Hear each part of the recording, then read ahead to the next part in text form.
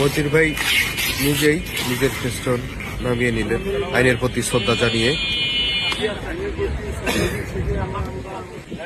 যেখানে যেটা লাগানো ছিল আমরা আজকের দিনের মধ্যে আলহামদুলিল্লাহ বীরগঞ্জ উপজেলা জামাত ইসলামের আমির আমি আমার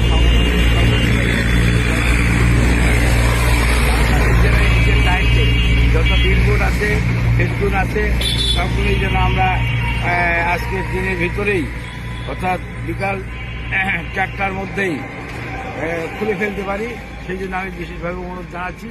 আশা করি আমরা সবাই এটা সচেষ্ট হব এবং বিলবোর্ড এবং ফেসবুকগুলো আমরা খুলে ফেলবো ইনশাআল্লাহ।